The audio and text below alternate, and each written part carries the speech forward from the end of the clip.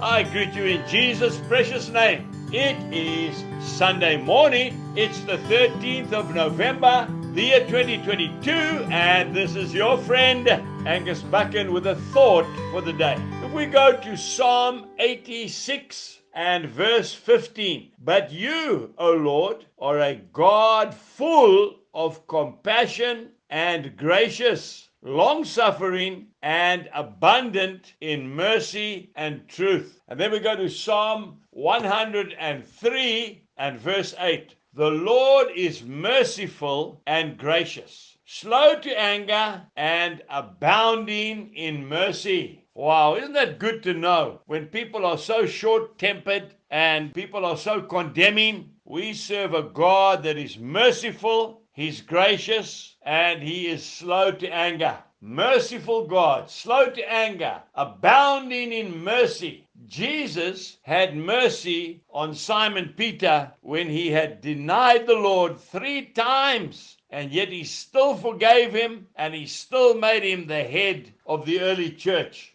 Jesus had mercy on Paul, who killed one of his own special men, Stephen. He had mercy and He was gracious to him and used him probably to be the greatest evangelist to the whole world. That's right. The Lord uses people who repent, and He has got lots of patience. And so do not give up on someone when you think there is no hope for them. Remember how gracious Jesus has been to you and to me. I love the story I heard about the President of America, Abraham Lincoln. Apparently he was a very tall man, an extremely powerful man. He came from a very humble beginning. He used to split poles. In those days, they didn't have barbed wire to make fences. They put up railings with split poles. And that was his job for a while. He would go to an agricultural show, take his top hat off and his coat of tails, and he would take an axe and beat everybody at the agricultural show in splitting wood. An immensely powerful man with huge hands. They say his hair was so thick it was like wire.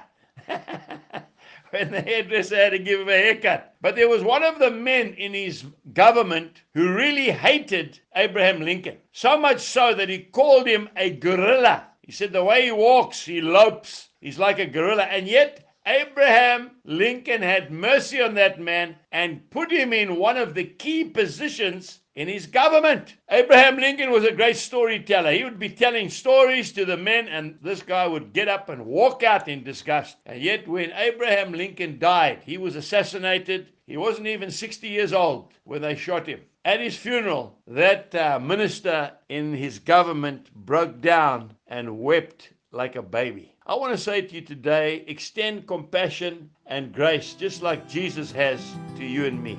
Have a wonderful Sunday. Jesus bless you and goodbye.